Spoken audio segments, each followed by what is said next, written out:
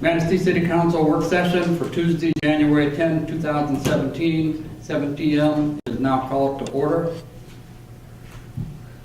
The work session items are public comments. Is there anyone from the public that wishes to comment on the work session related items? We have strategic plan update, discussion on purchasing policy, and a discussion on the Historic District Commission.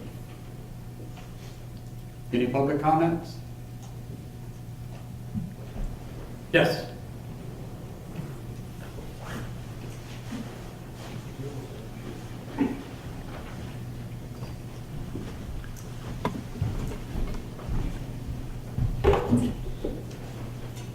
Thank you. Eric Gustad, 1923 Blossom Trail. Most of you know me. Sat in your seat for about 3.5 years, and before that for about 6.5 years in the City Planning Commission. And I want to make some comments tonight about the Historical Preservation Commission and its current form, what its value is driving to the city, and maybe looked for some restructuring or ways to get through those things. But over the years, the Historical Preservation Commission has done a fine job at preserving the historical character within the downtown area in Manistee. I've always loved the quaint, charming characteristics of the buildings, from the streets all the way to the roof lines. It's the reason why my family moved here 43 years ago. My father was a manager of Montgomery Wards back in the day when downtown was flourishing. But those times have gone, and I believe we need to find new ways to make it great once again. And it doesn't mean to abandon our small town charm and character, but it does mean we have to find a way to combine that character and charm of its rich history with the needs and demands of what this community is facing today. This won't be by pulling back Montgomery Wards or Ben Franklin out of retirement, but it will be done with new investors and the community coming together to find new and exciting ways to revitalize non-functional, non-conforming, and in some cases dilapidating buildings. We've seen this in some great examples over the years: the Vogue Theater, the Bluefish Restaurant, Outpost of Fillmore, Famous Flynn's, TJ's, and now the upcoming North Channel Brewery. And I'm excited about all those projects. These are great examples of blending the old charm with new venues. However, many of these projects did not have a smooth and easy path to get open, and many of you may know that. Many struggled to get through the design challenges brought on by some of the hurdles that were within the Historical Preservation Commission. Some of these business experiences hurdle after hurdle, and obstacle after obstacle. You had to overcome opinions from the Planning Commission or the Historical Planning Commission that was very little to do with historical preservation and more to do with personal preferences and biases, in my opinion. I know because I sat on the Planning Commission and I sat on this council during the site plan review and planning phases of these projects, and I heard the stories and I talked to the businesses firsthand. Some even thought about walking away before getting their doors open. But that's in the past. I don't want to look behind us. I want to look to the future and learn from our mistakes. Due to some extraordinary efforts by Denise Blakesley and many others, Manistee was awarded the Redevelopment Ready certification through the state. This is no small accomplishment. I'm sure you know that. There are only a handful of other communities across the entire state that have this certification. This certification opens doors and drives investors towards us, towards Little Manistee, which I think is a great opportunity for us to embrace. Part of that certification involves removing barriers, hurdles, and extensive regulation for investors to come and invest. In my heart, I believe the Historical Preservation Commission created a real value when they were getting tax incentives and financial benefits from having it in place. But those benefits are no longer in existence, as you probably know. I believe through the Planning Commission, Denise Blakesley, City Council, staff, we can accomplish the same level of protecting the charm and historical character that has been made Manistee great and a great place to live, work, and play. We don't need another layer of oversight, red tape for investors to get through. I attended the most recent Historical Planning Commission meeting, and I was a little disappointed and frankly a little embarrassed. The meeting was run very poorly, in my opinion. It was well organized, but ran poorly. The focus was a meeting about the Glicks building, and we all know that project quite well. It was established right at the beginning of the meeting that building was not historically significant to the downtown. In actuality, it's been built and rebuilt 3 or 4 times. and now is the most obnoxious and out-of-place building on River Street. I'm not here to say that proposed housing projects should or shouldn't be part of downtown. What I'm saying is that the way the meeting was run and the lack of focus on their primary objective of preserving the historical characteristics of downtown was very inadequate in my opinion. I heard 3 or 4 different opinions as with no consensus on direction for the investor or the architect. They left there scratching their heads, wondering what to do about windows, what kind, what size, what location, railing, where to have it, what to have it, siding, colors, doors, roof lines, street side view, riverside view, storefronts.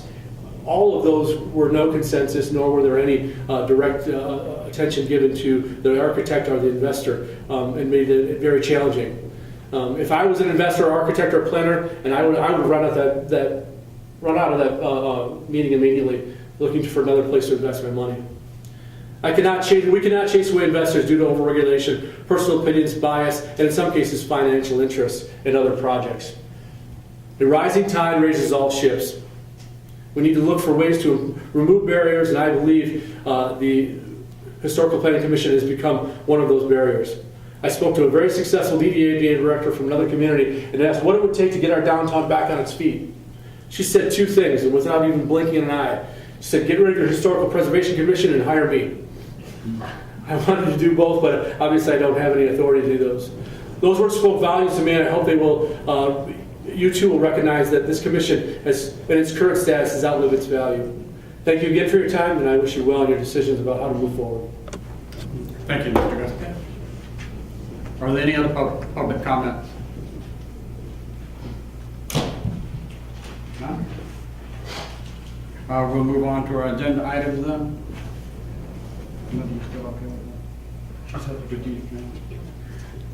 First up will be strategic plan update. Tamara?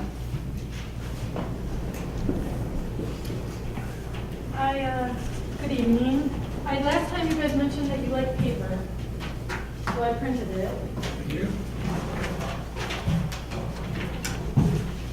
Martha Zwinka, I'm from the Alliance for Economic Success, and this is the second or third time that we're talking about the strategic plan update. Every year the council goes through the work of looking at the strategic plan and making sure that it meets the needs of the residents of the city, and this year is no exception.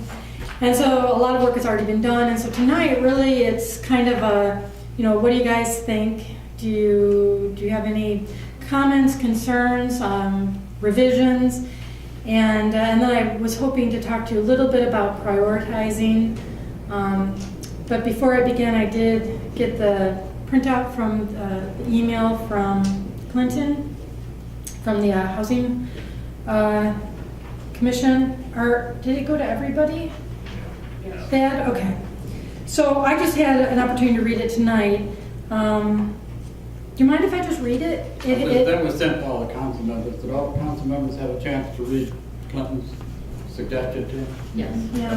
So the suggestion is about Goal 6.1 housing, and specifically Strategy 6.1.1 Manistee Housing Commission. And he is giving a suggestion to change the verbiage from, it's Strategy 6.1.4. to change the verbiage from what it is to, which is actively work with the the Century Terrace community, which includes residents and management, to understand the issues facing the community and determine what actions may be taken to address them. And he offered the following suggestion: strengthen the cooperative relationship between the City of Manistee Management, Council, and the City of Manistee Housing Commission, Management, and Board of Commissioners to address mutual concerns of the properties managed by the Housing Commission on behalf of the U.S. Department of Housing and Urban Development. And he gives a couple of reasons why he is suggesting that language. The one that struck me the most, and we can bounce around some ideas, but the Housing Commission actually oversees a number of different properties. But I remember, Chip, that this was your suggestion at the last work session. And I know you felt quite passionate about including this strategy. So what do you want to do? we can wordsmith and make it what Is you anyone want. that has any objection to incorporating the language suggested by Clinton? I don't have any objection to it. I want to read it over one more time. Okay.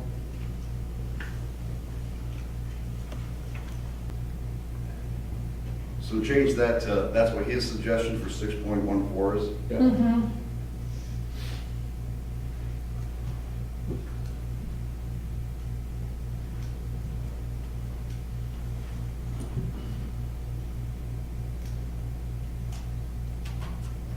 I think it made it very clear, my point. If that's what the council wants to do, I don't care, but I think I know where I think I made my point very clear. Right, right.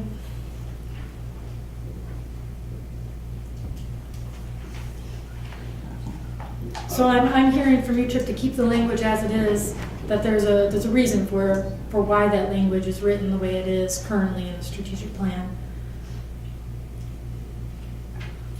Without attacking, Mhm. yes.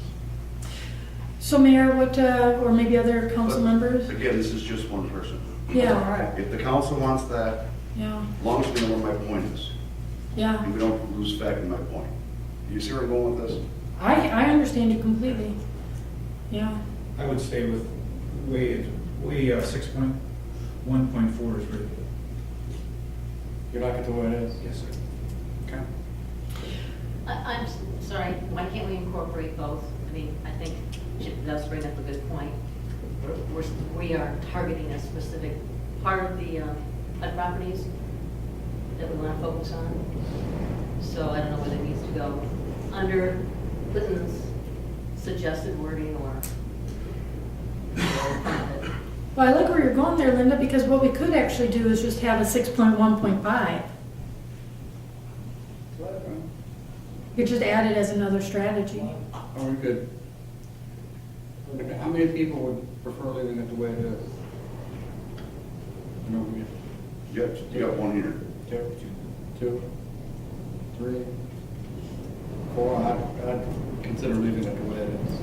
I like the idea that Linda had though, to make another bullet point there. I think Clinton's suggested wording is a little bit vague, and we want to be focused, and that's what I like about Chip's Sure. wording.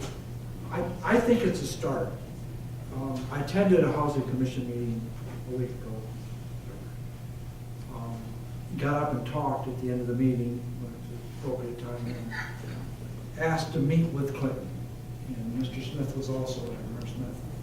And we asked to meet with Clinton, just to find out more about what's going on, and how they talk about doing background checks, and then, well, if you do background checks, why are you having so much problem? I don't want to leave them out of the loop. I don't think by just saying we're going to do something is going to be effective. Working together with them would probably be more effective. We can always leave them out of the loop. But keeping in the loop right now and seeing what are they willing to do and how are they willing to work with us to make that a better place, just sounds like a better answer to me. See, to me, when I look at these two, they are different. One is 6.14 is, which is already in the strategic plan. That's a very actionable, something you do 2017. Whereas the language Clinton offered, it's more like a policy, more like an ongoing. This is the way we are going to approach this. We're going to be working with them cooperatively, collaboratively, and we're going to keep doing that. So to put them both in the strategic plan, it's doing two different things, and it doesn't hurt anything. But it's like what you were saying, some of you, about still remaining focused on an actionable item during the year 2017, which I think is what you guys had been talking about the last work session to do. So I'll add it in there, and we'll go from there and see how you like it at the next meeting, okay? I agree with Chip. I don't think we should, or Mr. Bisbee, I don't think we should be not focusing on that. Right. We don't want to dilute. It's a- I don't want to shut any doors either at this point. I guess I didn't realize that there was tied relations between the council and the housing commission, but, There it is. I don't know. There isn't. well, that's why I don't like that. We went to the meeting for because it was an open meeting and I wanted to see what was going on. Plain and simple. So like I said, if that's what the council wants, Dirksen will go, I don't care, but I'm pretty focused. I think we at least put a little bit of direction forward there. Well, what I'm hearing is we're gonna keep 6.1 floor as is. It's gonna stay in the plan. Now, the question is, do we add Clinton's language as another strategy? It fits in with some of the other language that's in the strategic plan that talks about working with the county or working with ADS. Well, we can leave it the way it is. We can leave it the way it is. And always change it in the future, can't we? Of course. As a matter of fact, the next time we meet, we'll just leave it the way it is and maybe we'll think more about it. Okay. Is there any other of the strategies that were worked on that you would like to see tweaked or changed? If there is not, There is one oh, I'm sorry. strategy, I don't know if it's a strategy or not, but collaboration. Are we going to talk about that? We talk about collaborating with Benzie County. Roger, can you tell me which, What page, what was it? Well, 5.1. page 17? Opportunities, I'm sorry, page 7. Page 7?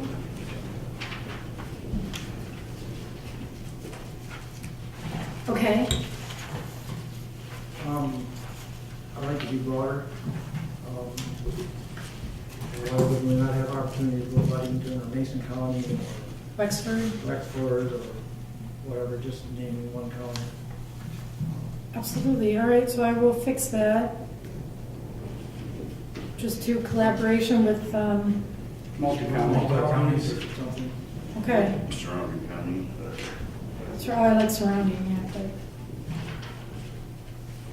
Okay. Yeah, two of the cities that are most often mentioned in documents when you have surveys or metrics and stuff that are listed as peer cities are Cadillac and Ludington.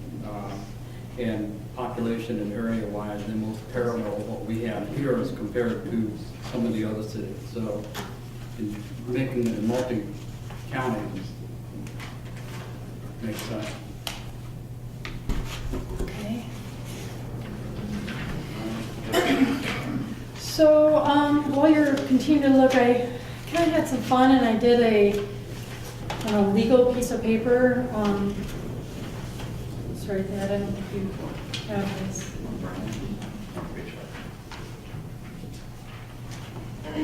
So on page 19, so I put all the goals and I put all the strategies and on one piece of paper to look at. You'll notice, is everybody on page 19? Are we all looking at Sorry, that? no, we're still back. Sorry. It's Oh. a long page. Yeah, I know. Are we okay though? Can I continue on? Okay. We'll bring it back, but I think it's where we need to go. Okay. So I put them all on one page. I think sometimes it's fun to have it in one spot. And you certainly could rip it out and put it on your wall so you could look at it quite often. At any rate, there's two different colors for the strategies. One, the words are in red, and the other, the words are in black. The words that are in red are actually strategies that produce a product of some sort, whether it's a plan, a report, it's an activity that you can check off, like I've done that. The strategies that are in black are more like policies, procedures, frame of mind, philosophy, culture. And I was wondering if you might like this year, I know next year I'm really hoping that we can do this in full force, but if you would like to look at all of the strategies in each category and kind of come up with a one or two priority that gives some direction to either staff or AES or any of the committees or commissions, that you feel it's something that really during the year of 2017 should be looked at. With that in mind, in a strategic plan, sometimes you're working the whole thing at the same time and looking for opportunities for multiple things at once. But sometimes there are things that bubble out that you'd like to really put some time and energy and focus on. I went through and I put in the time frame section ongoing because I kind of made some assumptions knowing what I know, having worked with you guys for the last couple of years. But we could put a little time frame in there, 2017, 18. So I throw that out to you. It's something that I'm hoping even next year we go full force on and even look at measures. So we can see the progress that we're making in implementing the plan. Of course, just a couple days ago, I got the 2016 highlights for the city of Manistee. You just look through that booklet and you're overcome and in awe of all that's been accomplished. So I don't think we're lacking in accomplishments. It's quite amazing what's done here. But it is nice to look at measures so that we can see if we're making substantial progress on various issues. I do like that. That puts that target up there so we can all work towards it. Every committee work towards implementing any of these measures. Yeah.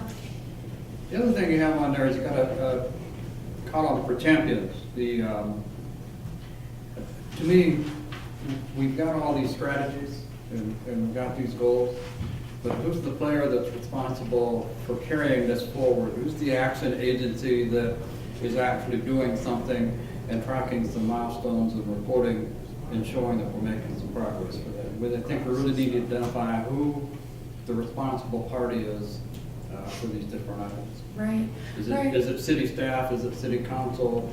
Is it downtown development authority? We got to pinpoint some of that down so someone knows they've got to take action Yeah. on an item. So you've got a couple options. I'm suggesting just you pick the one to two priorities for each goal category.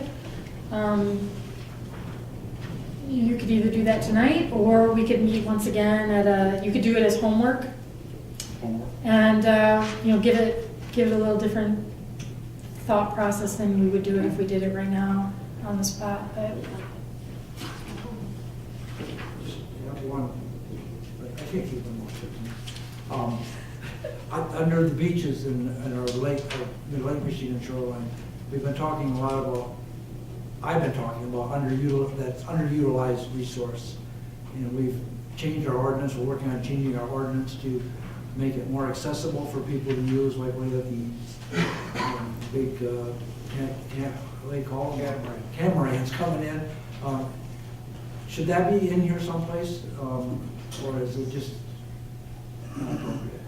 what we're talking about having events like the catamaran event and making that more. And we're working on changing the ordinance to make that approved by the city manager. Where you can park an RV, where someone can stay overnight. Well, where certain events may take place, space that we've got in the city, and resources that we have in the city that are perhaps not being exploited to the best financial advantage to draw traffic. I believe Mr. Mark Wells made a comment about an event that might want to come here. Yes. You want to elaborate just a Uh, little bit? West Shore, I've had conversations with West Shore Bank, Derek Shimsky about the program that they sponsor in Ludington, the concert series that they have. And this is, I asked them, Daryl, why can't this come to Manistee? He goes, we want this to come to Manistee. This is, we want to showcase Manistee, but we need a place for such an event. So, is the beach the perfect spot for it? Maybe a football field or something like that. It brings in 2,000 or 3,000 people to the area, to Ludington, and there's no reason why we can't bring it in here. So I think because we're not talking about just recreational type events, it sounds like you're also talking about cultural. Yes. A couple different places we could put it under economic development. or city infrastructure and facilities, because we're really talking about utilizing, it didn't have to be city facilities though. And I would kind of call it, on sorry, Roger, I was just going to say that I would kind of call it event planning or event organizing, something along the, I think I'd have to think it through to get the right wording. It just, we just I feel we underutilize our beaches and our Lake Michigan shoreline. We have an opportunity to expand on that. We tried the paddleboat rental this year. We're trying different things to try to maximize that use, and I would like to make sure that that gets included in a plan, and we keep working towards that. We've worked toward changing the ordinance. I've seen a draft of that already.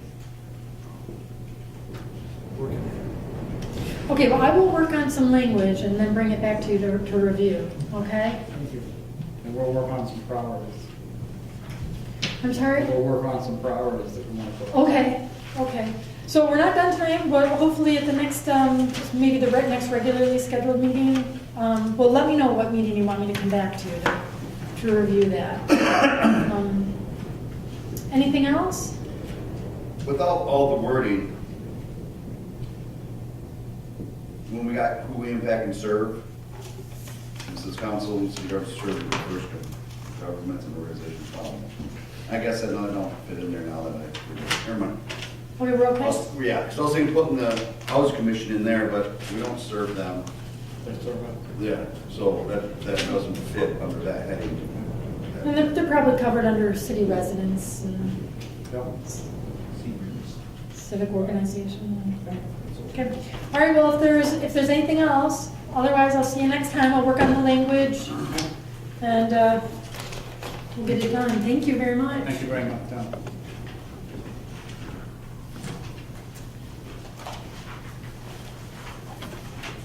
Next item for discussion, discussion on purchasing policy. Mr. Taylor, City Manager. There was a request by council to have it on the workshop for discussion, and I'm not exactly certain what issues the council wanted to discuss, but I think it was Mayor Pro Tem Zelensky asked it to be put on there, if I'm not mistaken. I can just kind of briefly summarize what my position is, or what I think is, I would like to see all the departments doing the same thing. When we get estimates or bids, or whatever you want to call them, they're all doing it differently. I would like to see a spec sheet. I would like the bids to be all bid out the same. Everybody bidding apples for apples. I don't see that now. I don't see a spec sheet. I don't want to be bid. I don't like to see bids between a Chevy and a Ford. If we want Fords, then we need to bid on Fords, and we need to tell them what we want and let them give us the bid, the price for that. Whether it be equipment for overheads for cars or for police cars or whatever it happens to be. In my past life, I bid out a lot of projects, and I just uncomfortable with the way that we do that. I think we can do it better, and by doing it better, what we do is we put some credibility into the program. We encourage people to bid because they know if they bid and they're the lowest bid, they're going to get the job. Now it doesn't appear that way. Perception is a lot of that. We need to have a standard, in my opinion, a standard policy that we all follow. The way the policy is written now, it gives the city manager a lot of latitude. And it's actually basically his decision in a lot of the areas. Now, whether that's good or bad, I don't know. Do we need to have a group that's going to sit down and talk about that and decide that? Maybe with the city manager. Do we even need to rewrite it, or do we just need to follow the policy that we have? I don't think we follow the policy that we have, in my opinion. And that's it. I think it's an existing policy that you inherited. And if I read the city charter correctly, the city manager is responsible for developing a purchase policy for the city. So it does fall in your ballpark, and there are some guidelines. I think some of the, things that I see about the purchase policy I'm uneasy with is when we did a front end loader, and I see bid sheets and things are marked out and there's notes on them and stuff, and the bid sheets, or quotes, or whatever they're calling them, are going to Public Works, to the person that's coordinating things over there. They're not coming in as sealed bids to the city clerk and being opened in the presence of witnesses in a true bid sense. And I think one of the things I get concerned about is that anytime we're at a cost level where we're bidding for services or we're bidding for equipment, we want to make sure that the vendors that are submitting bids feel that they have an opportunity to be awarded a bid based on fair competition.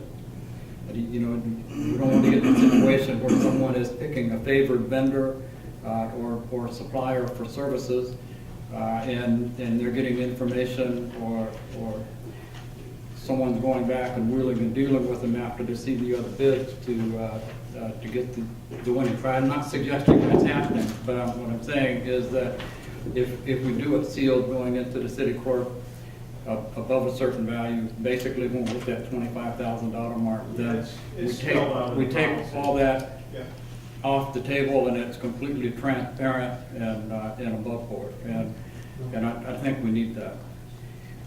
The next thing I would ask is that we've got places where we use toilet paper and paper towels and trash can liners and reproduction paper and all that, and we're supposed to have a system of central purchasing for supplies, as opposed to everybody that needs something runs to a different vendor and buys things individually.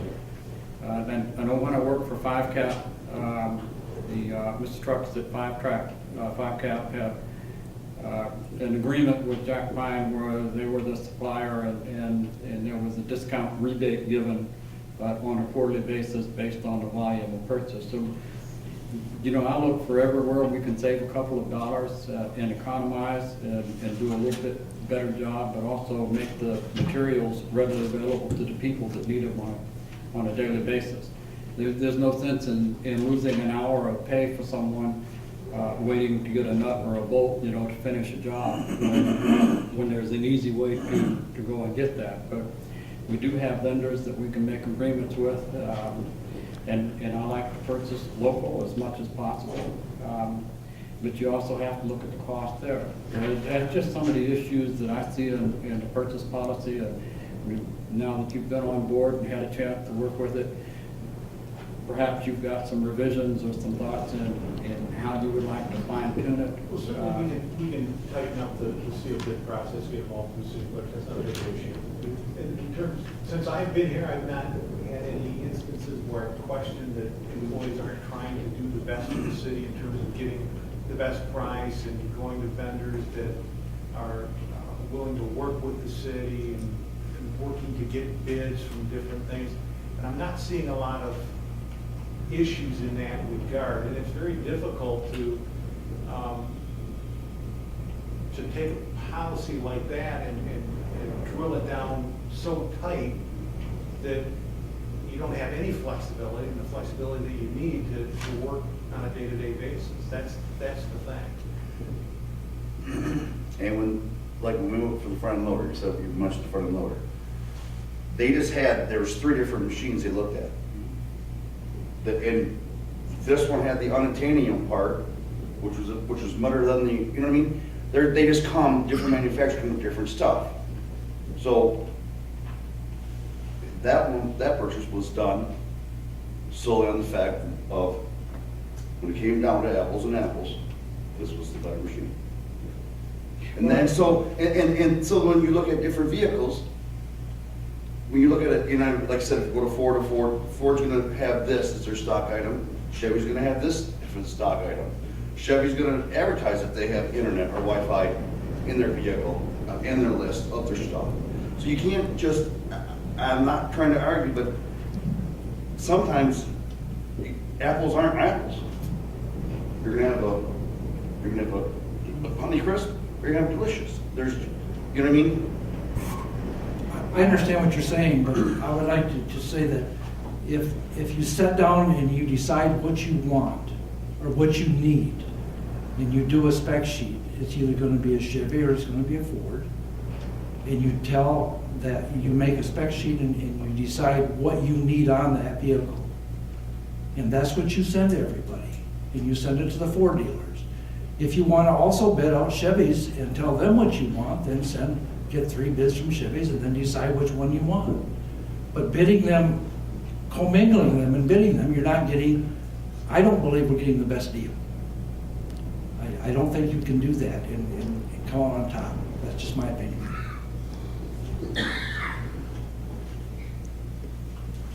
I could see what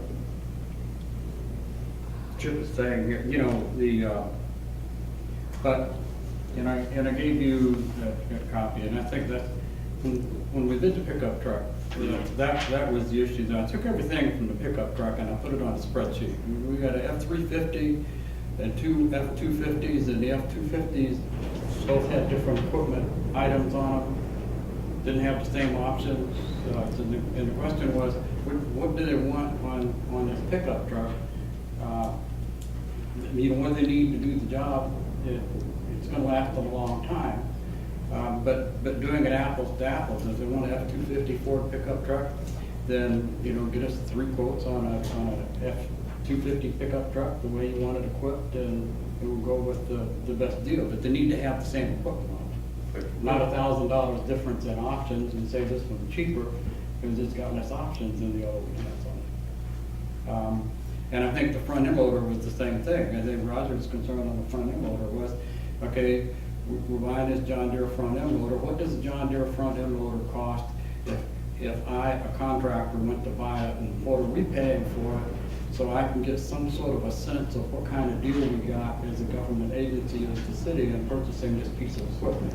I'm not saying they have to compete it against 3 different brand names if they know this is the brand name because they've demoed their equipment, that this is what they think is best suited to meet the needs long-term for the city.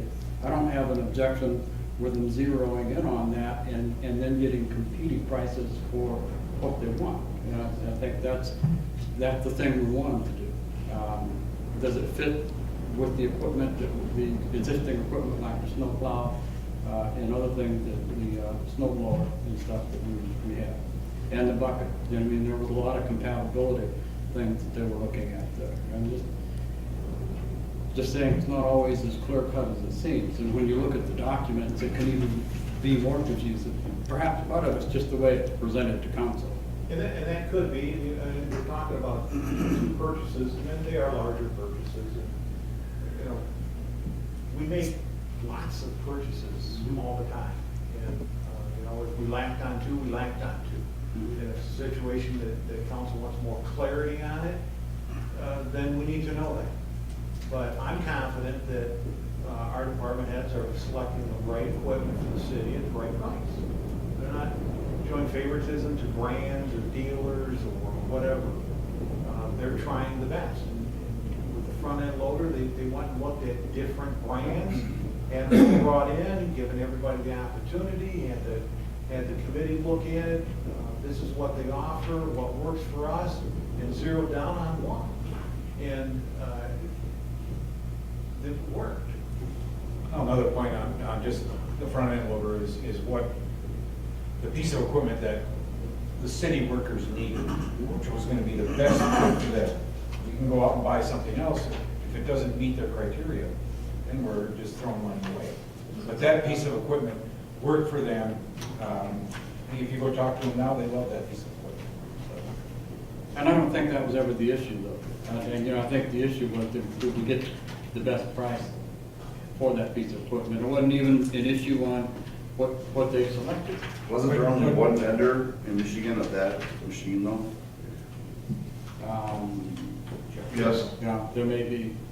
I think that was the reasoning why there was one good for that machine. But I mean, going in the future, if we remember what the employees want, and what is gonna be the best piece of equipment for them, we all have to keep that in mind. Then that should be their spec sheet, right? What they need, what they want, what they need should be then their spec sheet. So And that spec sheet then should go out to all the people that should do the bid. So everybody's bidding on the same thing. None of those. That's what you're asking for. Yeah, none of those bids came in that way, that before, that's what I was trying to question before, is, that they didn't come in that way. Everything had different things on them, everything. If I go to buy a car, I don't let the dealer tell me what I want, I tell him what I want. And that's what I buy, and that's what I tell all three dealers if I go to do estimates. And I don't think anybody's questioning that we're buying things that we don't need to do the job here, and that we don't have an eye towards the economy. It's just that sometimes when I look at what's presented, I'm not seeing it as clear cut as I would like to see it, and I think people make it more of a chore sometimes than it needs to be. It's really a pretty simple process. And I think everybody's dedicated towards trying to save money and do a good job. Well, if it's in terms of presentation, we can tighten that down and work on getting a little bit more, in terms of council understanding what we're trying to do, we'll work on that. But in terms of the policy as a whole, I think it's very workable, it's been useful, the department heads are adhering to it, it's getting us what we want as a community. So if it's just a matter of presentation and packaging and helping the council understand what we're presenting, we can work on it. One of the, like on the front end, there, I tried to find out, and I even asked the question about what program are we buying this under? Because Mr. McCool, we bought programs under some program, we bought a piece of equipment, it was some odd program I never heard of before. Some County Association. What was it? It was the Counties Association. Yeah, some program that just kind of popped up, kind of reminded me of the tier bidding process. But anyway, nowhere do I know it. Are we getting a government bid? Are we getting, are we just paying what everybody else would pay? It doesn't say that on here. And that was one of the things they asked for. But it didn't indicate it there. So those are the little details that I look at. And maybe it's micromanaging, and maybe I shouldn't be concerned, but I am. I am concerned about the taxpayer's dollar, and I think those little things are important. I think it's important that I'm able to say, hey, look, we saved $30,000, or we saved $10,000. People need to know that, and that's what I'm looking for. Well, as I said, we'll work on that with the staff, on making sure it's a little tighter, and putting together a package that is clear and concise and easy for council to understand. Thank you. Yep. Any other questions about purchase policy?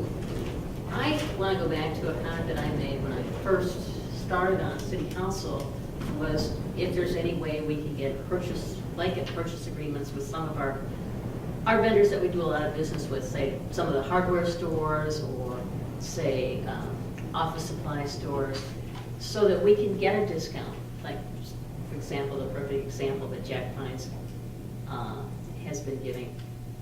I just want to make sure that we're getting the best prices. So I don't think the DPW department needs to be running out to buy paper towels at the last minute because a beach house is out, for example.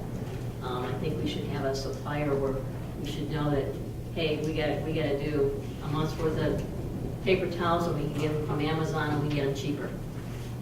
Those kind of things. Just to tighten it up so that we are getting we don't have that many dollars, and we need to spend them wisely rather than at the last minute for some of these purchases, so we can think ahead a little bit. I think that would go a long way to tightening things up. Duly noted. Just real briefly, it talks on page 2 of the purchasing policy, section E, a state bid item is any good or service that has been specified and competitively bid by the state of Michigan to Michigan Deals or other similar programs. And if you go on to read that, it kind of refers that we should be working with Michigan Deals whenever possible if it's a good deal. I prefer to do business locally, and I believe that my past experience tells me that if you talk with local vendors and you make an agreement with them, that they can come awful close to Michigan Deals, if not in some cases beat Michigan Deals. I just wanted to point that out. Any other comments? Thank you. Next item on our agenda is discussion of the Historic District Commission.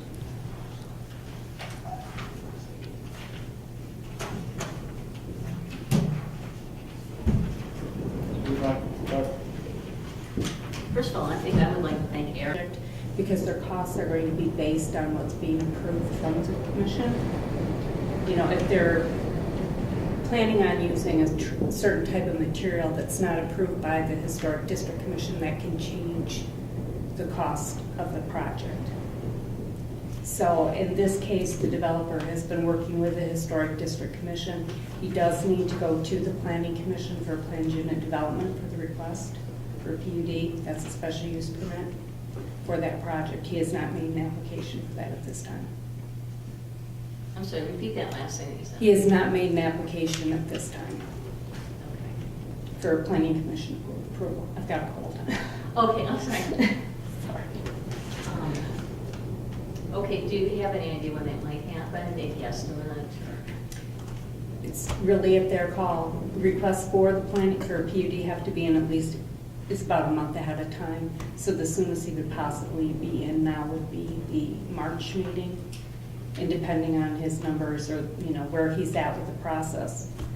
I can't, because the state requires 30-day noticing for public hearings. I can't accept applications that can't meet that criteria in order to hit a meeting.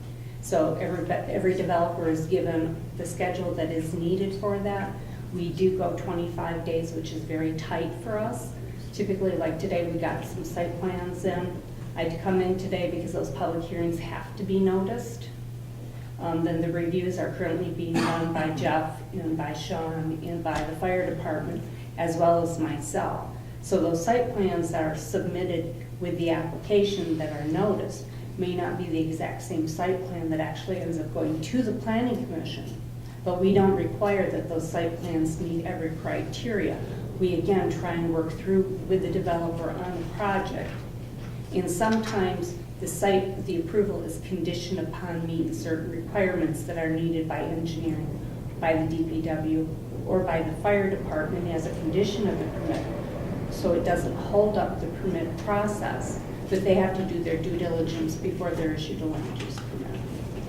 But they can't get to that point until they get through the Historic District Commission. They could run them together, but it's hard for somebody to have the exact cost for a project unless you know what is going to be needed to complete the project.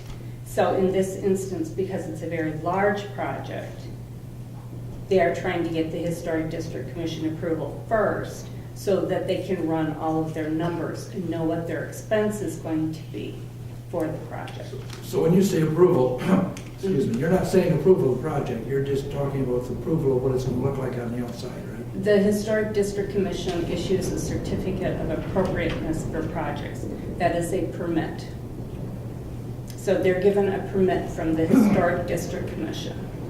Then they have to go for a permit from the Planning Commission before they can be issued a building permit. I guess what I'm asking is, just right out, just if they approved a certain facade, Yes. that in no way obligates the city in any way to, I mean, there could be other things, other hurdles, other challenges. The application requires certain different levels of approval. By getting one doesn't mean you're guaranteed others. Okay, So the developer knows that he has these different steps he has to go through. The first step for this project that he's working on is Historic District approval for the exterior of the building. But he can't develop construction cost really until he knows how much it's going to cost to do the project. So that's where he's trying to work from that way. I'm just trying to reassure myself what I thought he was here for while I was at the meeting. And what I thought he was here for was to get some consensus or something down that he could start his design work. And this is all at his cost. It's not, nobody's footing the bill but him. And he was looking for that, and he left here with nothing. And I was very disappointed with that. The application was submitted, and again, it fell into this, November and December are always hard months because there's a lot of staff time, there's vacations between Thanksgiving, and I took vacation in December. I'm the only one in the department, there's nobody else to run anything. I have come in on my days off to run stuff for requests, but I gave them a specific deadline. There was some confusion between if the building could have a demolition permit, or if the demolition could be done in conjunction with the permit itself, because it's a non-contributing building. Well, after discussion with the Historic District Commission, they've decided they want a separate demolition permit to demolish the building. It's just a separate permit that they have to make a request for, but it does require additional paperwork for that permit, because they are removing the whole first level of that building down to street level, is the proposal. Then after that point, it would be constructed, and it would be considered an infill building. The standards for an infill building are not necessarily the same standards that you would apply to a contributing building that's, say, let's use the TJ's building, because that's one of our iconic buildings on the corner. That building was done in the late 1800s, early 1900s was the construction. So the methods for restoration or projects on that building, you use a different set of standards than you would use on an infill building. Because what happens with an infill building is you are taking a building that is now a 2017 building, where we have materials available to date that was not available in the late 1800s. So then, which materials are appropriate to be sympathetic with the district, to have a good appearance, to complement the district. But you can have more flexibility on materials in an infill building than you would have, per se, on a building such as a Ramsdale building. Does that make it clear as mud? It makes more sense to it. I mean, you would want to use things that are going to last a long time, that are newly available, that are energy efficient, that make the building look like it fits with the rest of the buildings in that vicinity. I mean, there's buildings that are side by side and attached that don't look like they were built the same. So having something different isn't that much of a foreign consideration.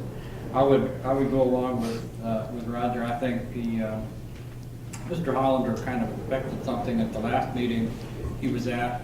He wasn't on the schedule for the January I had historic actually meeting, and he's contacted now them. backed up to February. Right, I had contacted them because I had vacation scheduled. I needed it almost a week ahead of time. The Historic District Commission, especially when it comes to projects of this magnitude, they have to have their packets ahead of time in order for them to do their due diligence. Yeah.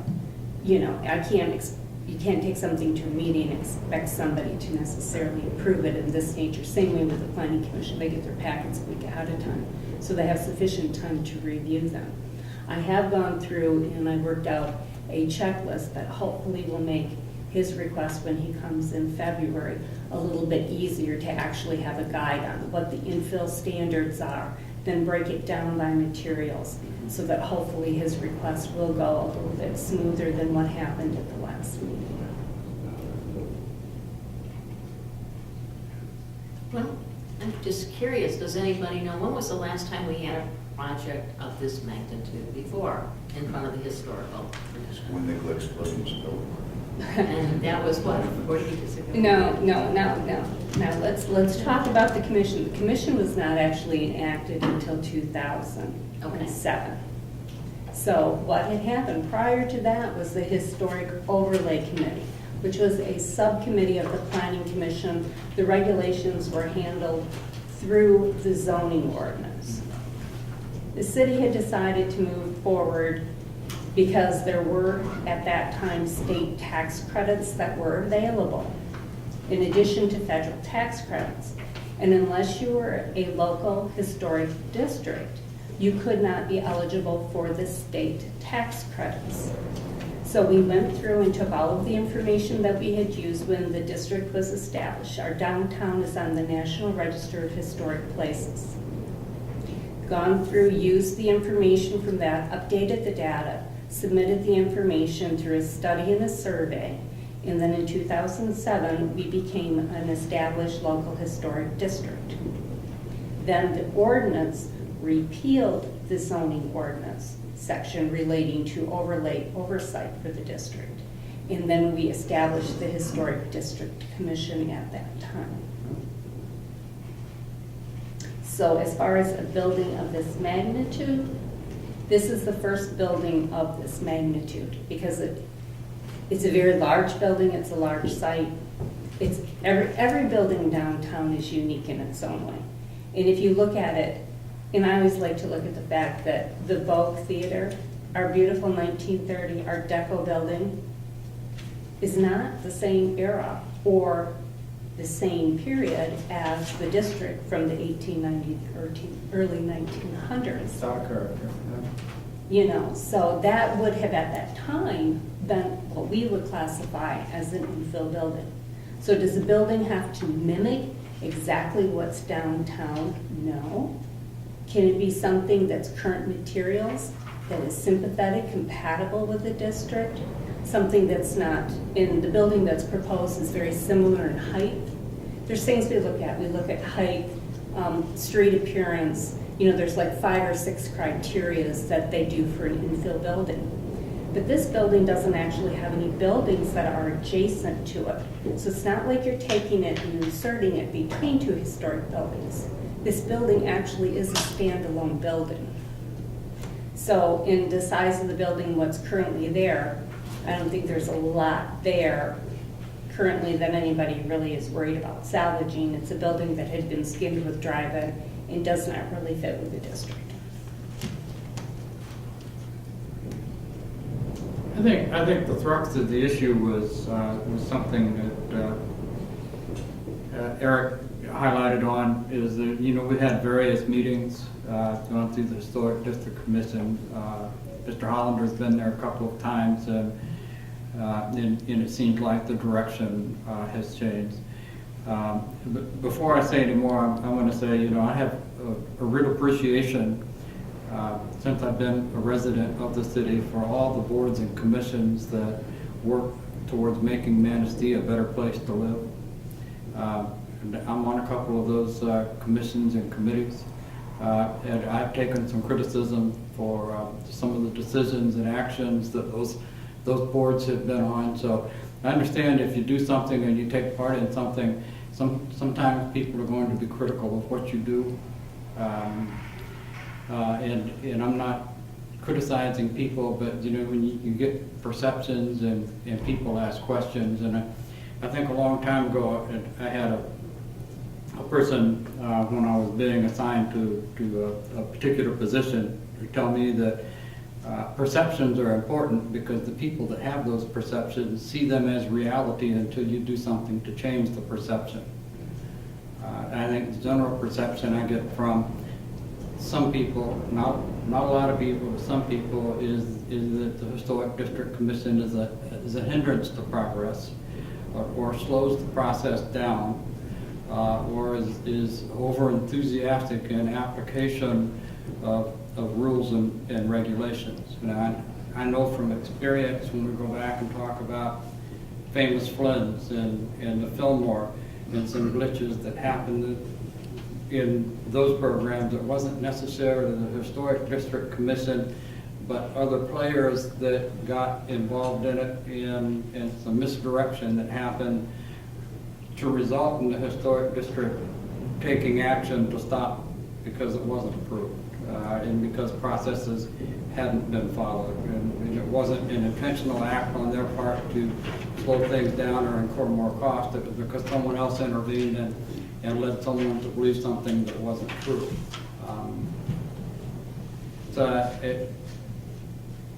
It is a time-consuming process sometimes. And I think Roger made a comment to me, the difference between the spirit and intent of a law versus the letter of the law sometimes leaves you a little flexibility. And as you're pointing out, this is actually not new construction. It's an infill in an area, even though there are no buildings adjacent to it. And it fits a different criteria.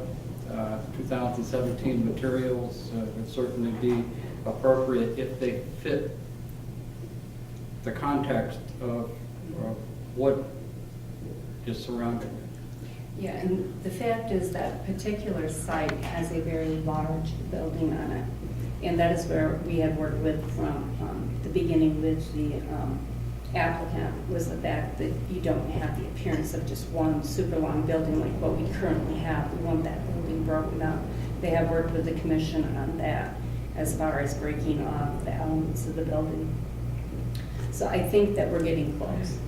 And I know the commission, I think having an actual document that runs through each item that we're looking at will help keep them on track at the meeting. And we do know that the developer has a timeline, and we're going to try and work within their timeline that they need for approval for them to move forward with their request. Well, I don't want anybody to misunderstand me, and I want to make myself perfectly clear. I appreciate everything the historical committee does. I've read the act, I've read the state law. There's pending legislation now because evidently some historicals committees are getting a little overzealous. So there is a bill right now on the floor that they're wanting to strip them all out of their power.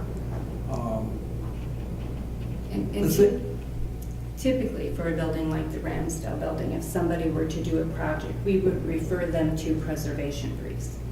The Secretary of the Interior has preservation briefs. When it came to this project, I had actually reached out to SHPO and asked the question, can you steer me towards a document relating to an infill building? And they can't.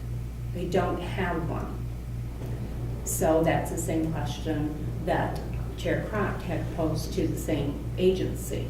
Because again, they're trying to move forward with the project, but it's not like you have your actual preservation brief that you're working from. So we have to work within our guidelines, which we have established.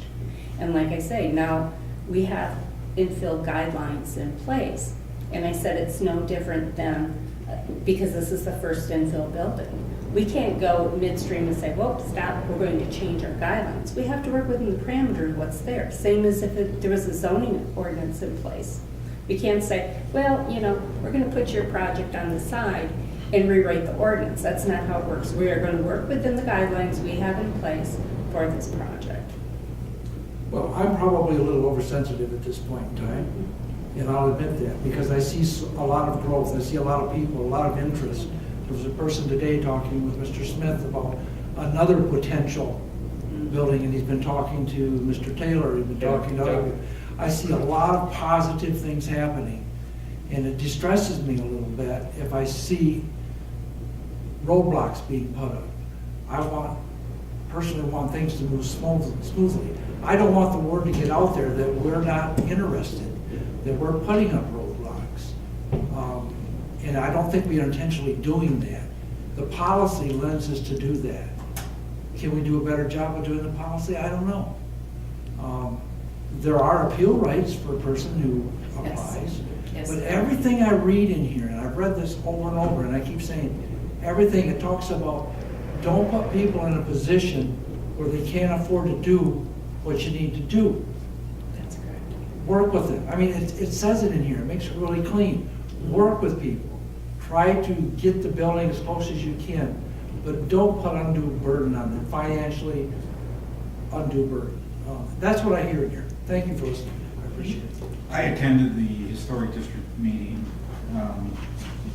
with Mr. Hollander, and I came away from the meeting, and I don't want to badmouth anybody, but I was a little embarrassed the way that the Historic District handled him.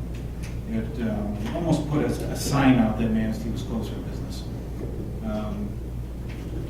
They have to, in my thought anyway, is no personal feelings. Don't try to engineer the project. Work with a developer. This particular project anyway, $8 million project, downtown Manistee. I don't think you'll ever have anything approach us with this. So I asked the Historic District to open their eyes and work with the developer. No personal feelings, no financial, and I'll just strike that. But open your eyes, be more open to development.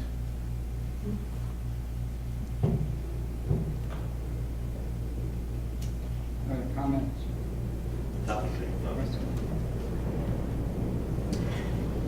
Okay. Thank you.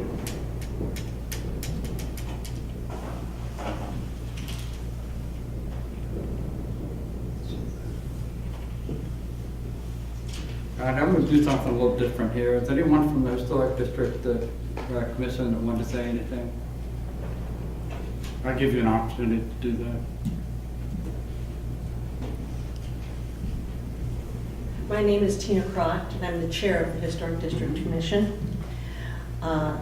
It has been an interesting discussion that I've listened to this evening.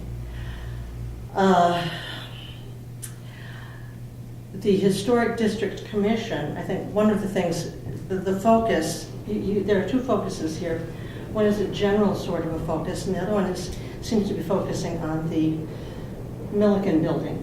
To date, we have not actually received a complete application on that building. There has not been anything to vote on.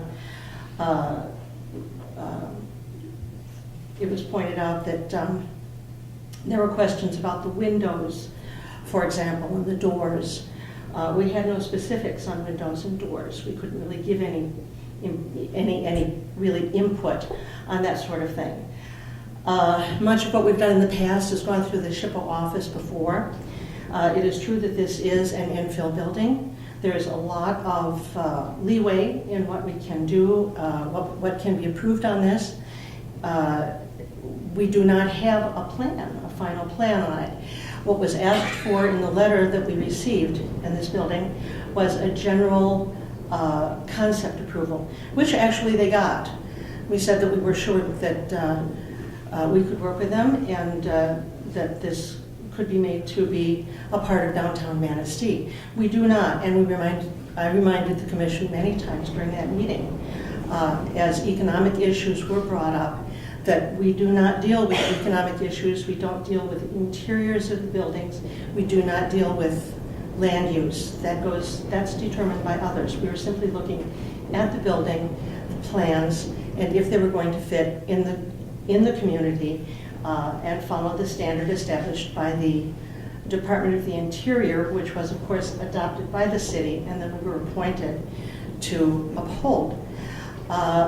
So that's kind of the position we're in with that particular project. We don't have the final plan on it. And in fact, each time we've seen a plan, it has been changed a little bit here and there, not necessarily because of things that we've asked for, but because they've also made some changes in those plans. So that is really the situation with that particular project. In general, however, with the Historic District Commission, do we always agree with the standard? Personally, no, I don't always agree with the standard, but I do believe that the standard is a good thing on the whole. You were correct in saying that some of the problems that have come up before us have been the result of surprises when somebody else has interjected him or herself between or into the process, and the business owner or property owner has assumed that they were doing the right thing and in the process wound up doing the wrong thing. Not necessarily because it was the wrong, what do I want to say, because it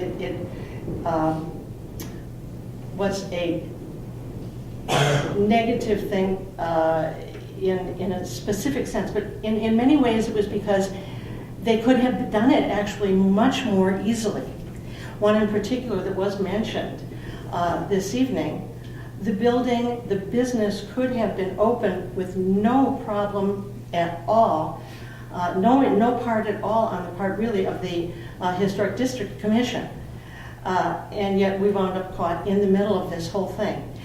In many other projects, we've had them come to us, and they've been actually been told by people they need to replace windows or do things that they wanted, that somebody had advised them to do, when in reality we were able to say, no, don't do that, you can save money. There was one recently that involved a door. They put in the new door, but we could have saved them a few $1,000s on a new door. So it's not necessarily that we're costing the people more money, but sometimes people come in with a mindset thinking that this is going to be the way I'm going to go, and then we may come in and then we might say, wait a minute, slow down, look at those windows and see if you really need to replace them. Save yourself some money on doing that, put your money into your business. We don't actually tell them that because we aren't financial advisors. But the guidelines that we did not establish, well, we are local guidelines, but the standard that was established by the Department of the Interior has put that into place, and it actually acts as a protection. And as someone who has personally restored some properties, I wish I had known some of those things. I could have saved myself a lot of money. So is it perfect? No. There's a lot of input. There is a lot of discussion in our meetings. There is a lot of give and take. There are a number of ideas. Different commissioners come in with different experiences. Often we can give a good deal of advice. Before anybody gets started on any project, they are invited to come in and get design guidelines, design input from us. There is no fee for any of this. The commissioners are not paid. There is no fee for these applications, even for the application fee. But they're welcome to come in. We ask them to come in for design guidelines before they even start the project. Give us an idea of what they're looking at, and we can help them so that they're going to be as close to the standard as possible. And when something is close to the standard, it is a walk in the park. It just goes right through. And we've had some of those also. In fact, we had one just the same meeting that Mr. Hollander was there. One came through. It was a smaller project, of course, because most of the buildings are smaller. So I go back to, no, it's not perfect. I still have faith in it. It's based on the belief that these steps that have been put into place by the Department of the Interior do help to protect the economies of the community. It is not about preserving these buildings as if they were part of the past. Even on the old buildings, new materials can be used. New windows can be put in these buildings if the old windows can't be saved. But we can give advice as to what kind of windows to go in so that the new windows aren't going to end up lopsided and having to be replaced in a few years. We can save people the trouble of having to have the structural integrity of their buildings compromised by having used the wrong mortar, and that's one that I've done personally and had to replace chimneys. So there are a number of things that we can be actually very helpful with. And sometimes it's not always a matter of what gets done, but sometimes it's a matter of what doesn't happen. In the time that the commission has been in existence, detail has not been removed from old buildings. Cornices haven't, at least under the, some work was done based on permits that had been issued by the Historic Overlay Committee before the commission. But historic detail has not been removed from buildings. People have saved money, as they say, on replacing old doors. The museum is one of them. The cornices have not been taken off of the buildings and replaced by plywood. Detail over the windows hasn't been replaced. So Manistee has maintained its character. And a lot of the problems that do occur in the buildings they're a matter of maintenance. And when someone comes in for it and buys a new building, a lot of times it does require some serious maintenance because there has been deferred maintenance. Believe it or not, the Millikens building is suffering from that. You've noticed it. When you looked at the old Millikens building, when it was first redone in 1988, they were proud of it. You know, it was shiny new building done in all the right colors for 1988. It had that brand new IFAS siding on it that was really cool stuff that everybody was using. And it stood out like a beacon in downtown Manistee, inviting you to come and shop, and people did. I remember it with that red trim around the doors, and you know. But deferred maintenance does a lot to hurt the buildings, and the Historic District Commission has addressed some of the deferred maintenance in the buildings that can affect the structure of the buildings. The Blue Fish was mentioned. The Blue Fish had been sitting empty for a long period of time, and the bank wasn't doing any moving on it. The Historic District Commission had to wait until it was obvious, because there are things that we have to wait for. But they had to wait until it was obvious that there were some structural compromises beginning to go on, and at that point, a letter was drafted that was going to go out and say, you need to do some work on this building. Bank, I'd like to think that the bank, thinking that they were going to have to do some work on the building, in turn then became willing to do a little compromising and work with selling.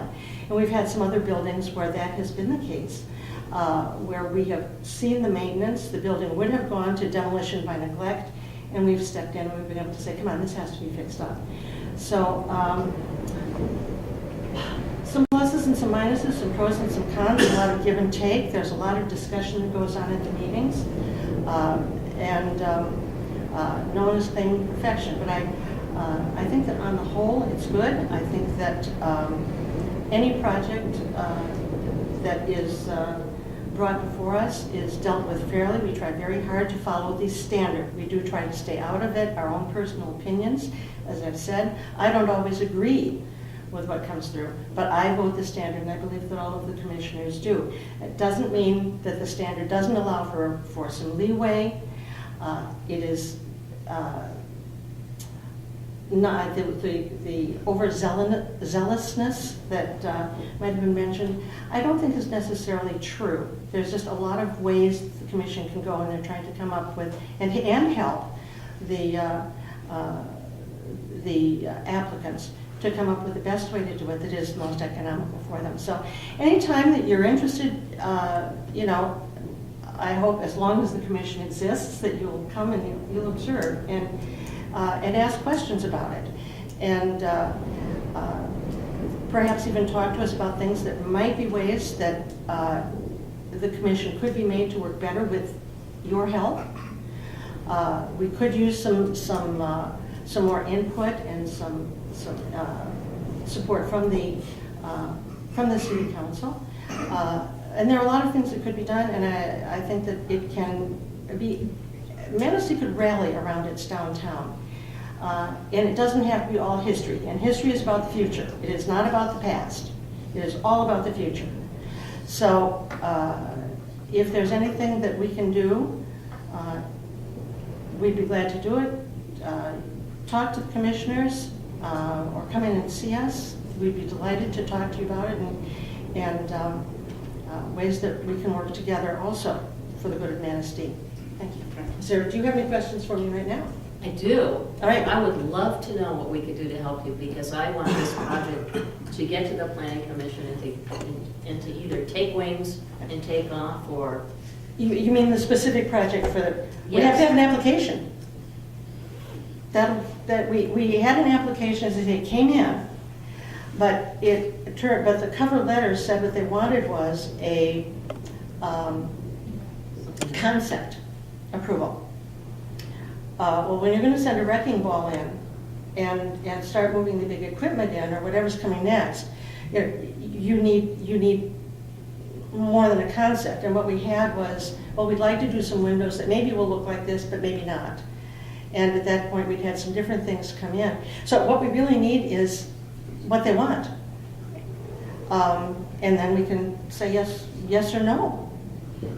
But it actually has to come in the form. And by the way, the demolition permit, that's primarily a formality. When we discovered that there was actually a building under that envelope that fell within the realm of being a contributing building, and we just didn't know. So the question simply became what to do. So it was, okay, knock into the building, find out what you got, and then we can go from there. And what that does is establish, it keeps the precedent, so that somebody else who's got a building that has an envelope on it says, well, if this one could be knocked down without looking into it, then why can't I knock mine down? It hasn't slowed down the project at all. Because we weren't able to act on an application at that point anyway. So when it comes in with the application, we'll be able to act on it. With that said, knocking or finding the materials that were used in the building built back in the 50s. There's plenty of drawings or pictures of the old Millikins building. Mm-hmm.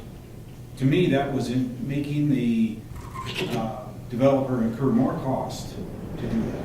No, all he has to do is knock into the building, find out what's under there. Well, we should know. Well, but we don't. You We don't. should I mean, know. this is the established procedure, and this is our guideline.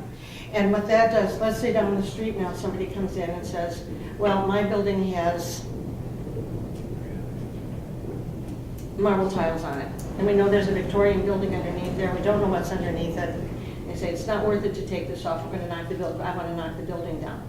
The procedure is, let's see what's underneath it. It could be that that Victorian building is completely beyond saving and needs to be knocked down too.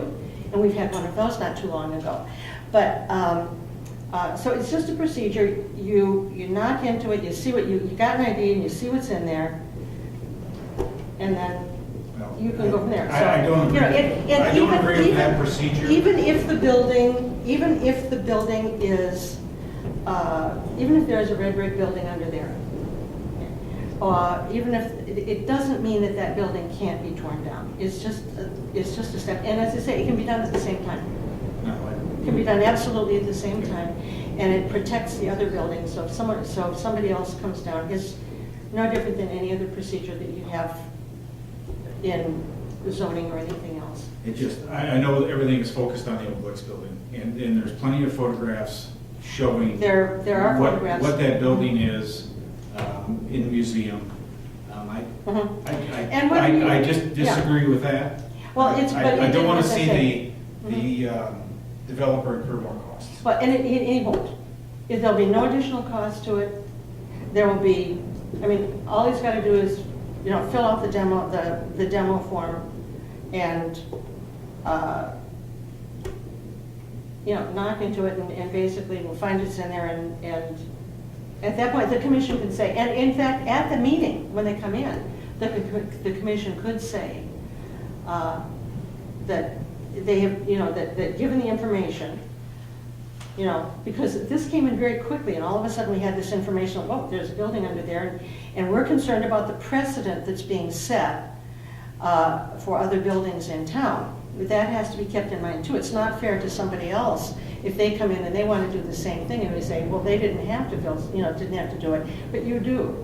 That's not fair either. So basically, it's just saying, just follow the steps, and it will work out. And there's nothing to say that even an historic building can't be torn down. It can be torn down if it is determined that that building needs to go for the good of the community, even if it meant the Ramsdale building had to come down. That can be approved. I would hope you wouldn't want to do that, but even something like that could be approved. And in that case, it's not given a certificate of appropriateness, but it is given a notice to proceed, and then they can go ahead with it. But so it's not as locked in as it may seem. I was surprised, I was surprised when I learned about it too, because I knew nothing about this when I got started. As I say, it's not perfect. It is absolutely not a perfect thing, but does it beat some of the alternatives? Many of the alternatives, yes. You have to think about what didn't happen.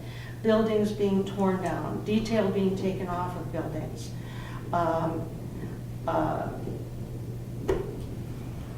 buildings being allowed to be, left to die a slow death by neglect.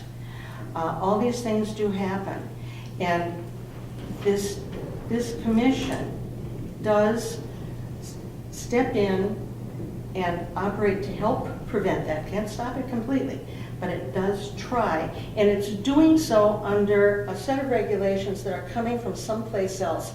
So it's not necessarily subject to the kind of back and forth things that might come directly out of the community. But it's also not impervious to that community and to the needs of the community. So if the community steps up and says, this is really the sort of thing we need, as I say, even the Ramsdale building could come down. But as I say, I hope you don't do that. It'd be a shame. It's a pretty building. But there's nothing in the way of there's nothing, I mean, we just have not, as far as this project is concerned, we have not received a final application. So can't vote on it, can't vote on what you don't have.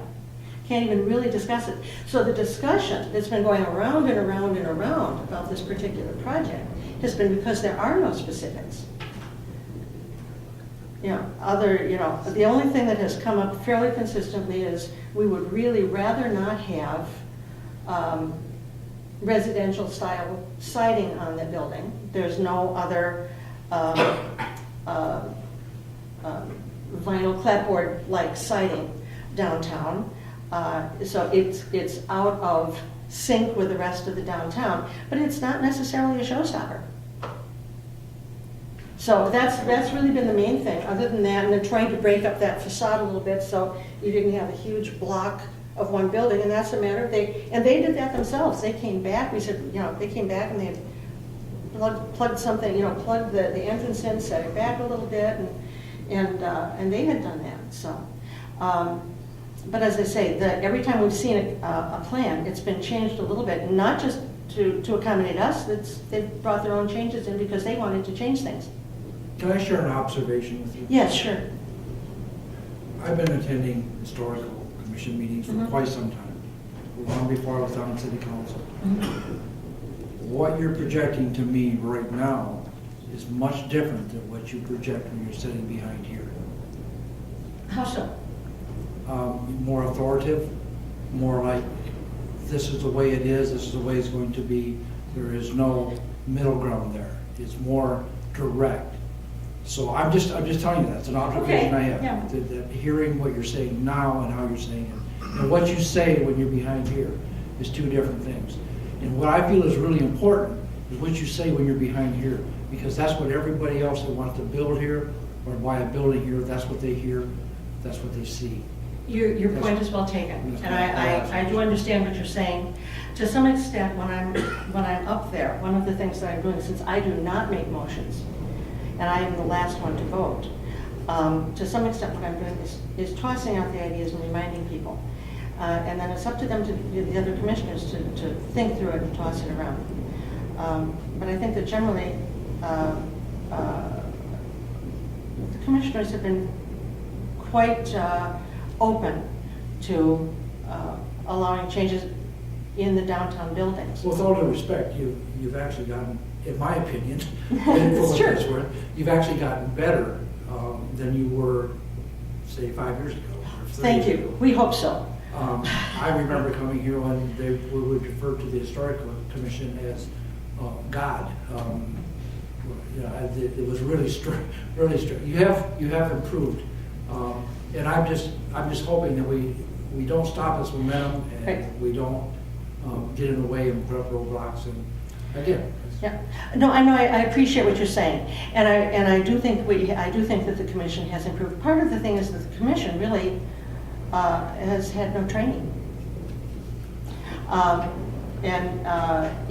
that would probably be helpful. There have been a few things that have come into town, but it's been primarily things like setting up, things for explaining it to business owners and property owners. There have been some things that were involved with, maybe fixing your own windows and things like that, and winterizing the buildings and so forth.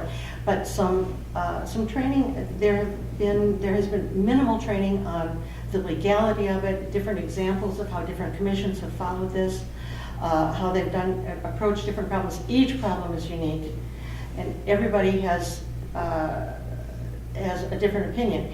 And it would be helpful to have some additional training, similar to what's given to ZBA people, and I assume the Planning Commission, and I assume that you also get some training in what other commissions are doing, some compare and contrast and so forth.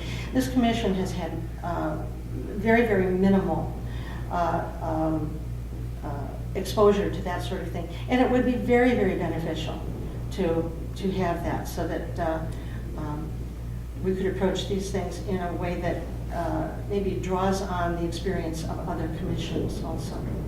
Well, I want to thank you for your time. I appreciate it. I just want to say one other. Thank you very much. I just want to say one other thing, and this goes to all the commissions and council and such, is that in a project of this magnitude, that we go into it with our eyes wide open and our mind open. So, not to have a negative effect on development in this town. Sorry, I didn't get that. Not to have a negative effect Yes. in development in this town. Right. So, thank you Well, very much. as I tried to remind my commissioners, as I tried to remind the commission several times during the meeting, when Mr. Hollander was there, a number of speakers got up and talked about the economic impact. I did try to continually tell the commissioners that's not our bailiwick. And so, we'll try to continue to maintain our neutrality, but also maintain some serious flexibility, because you're absolutely right. If these buildings can't move forward into the future, they're dead. That's it. They have to be able to move forward. And I think the big thing here is that, there were some concerns, some people were saying some things, decided to have a discussion on it. It's not like someone's being called on the carpet or something's gone dead wrong. It's like maybe it's time to stop and talk about the process a little bit and understand where each other's coming from. Yes. And how it fits in the process overall. Absolutely. I think we've cleared some of that up quite nicely tonight. I'm very grateful for this. This is the first time since the beginning of this commission that we have really had any serious contact with the city council. So I am very grateful for this, and I hope that this kind of dialogue can continue, because the commission needs this to understand you. And obviously, also, the other commissions and the city council need to know about the Historic District Commission. But please understand from the very outset, this is, the Historic District Commission is all, it is all about the future. It is not something that's trying to be dug into the past. It is about the future. And the future depends on a lot of the decisions that we make for all of us now. I mean, after all, we're facing the difficulties, if you will, with the Millikins building because of decisions that were made at one time. If the Historic District Commission had existed at that point, maybe there wouldn't be IFAS on that building today. So, Thank you very much. Thank you. Thank you. Councilmember Cooper, you got anything? Councilmember Lee? I think you have somebody else who wants to speak. Oh, go ahead. My name is John Perschbacher. I am the Vice Chair of the Historic District Commission.